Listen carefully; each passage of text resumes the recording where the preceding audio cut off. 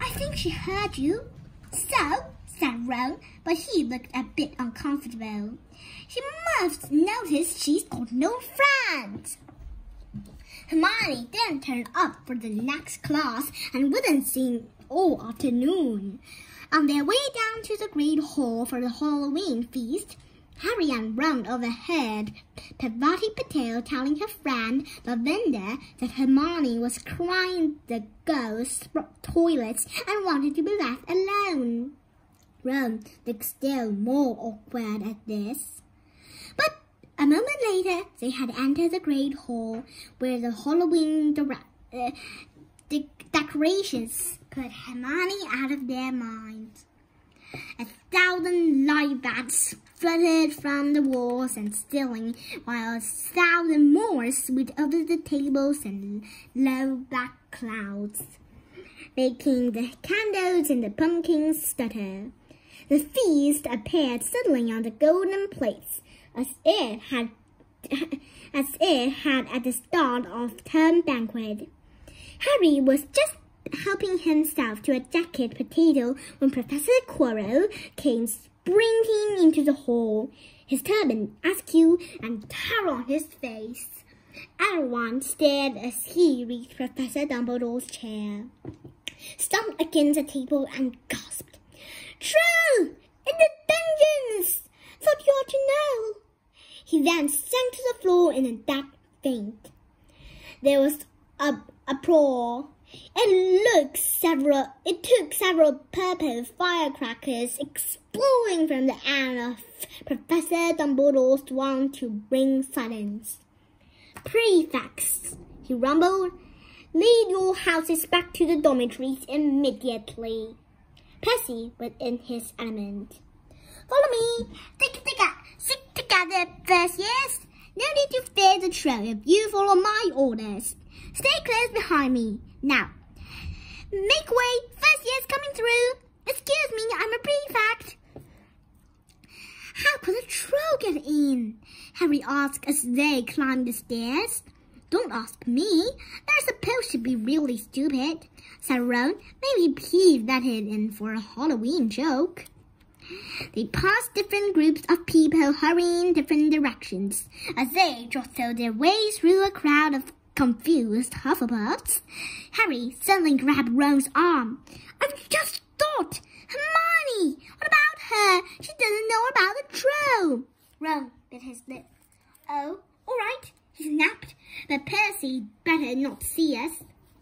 Ducking down, they joined the Hufflepuffs, going the other way, slipped down a deserted side corridor and hurried off towards the girls' toilets.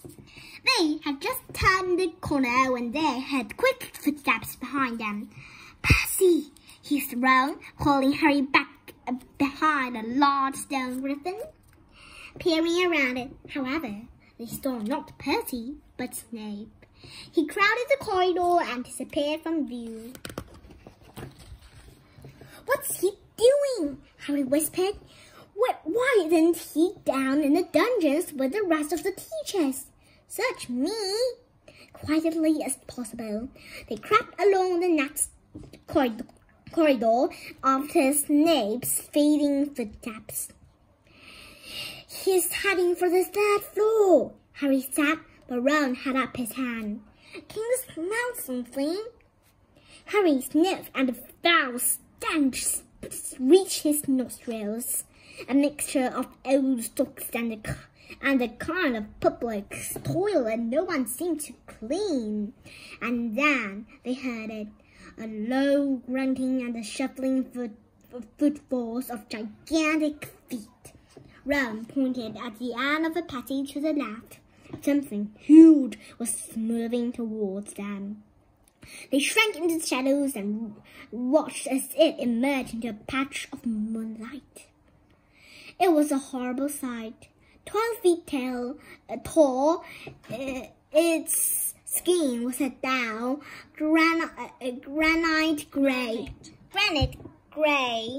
Its great lumpy body, like a spounder with its small bald head bald head perched on top like a coconut.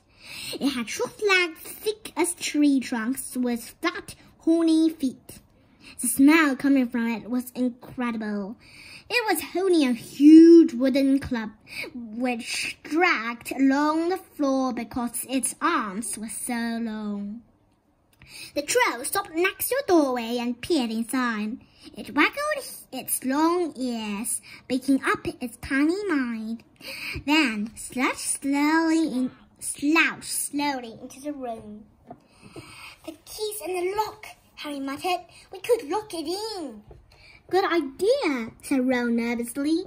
They edged towards the open door, mouth dry, praying the troll wasn't about to come out of it with one great leap. Harry managed to grab the key, slam the door, and lock it. Yes!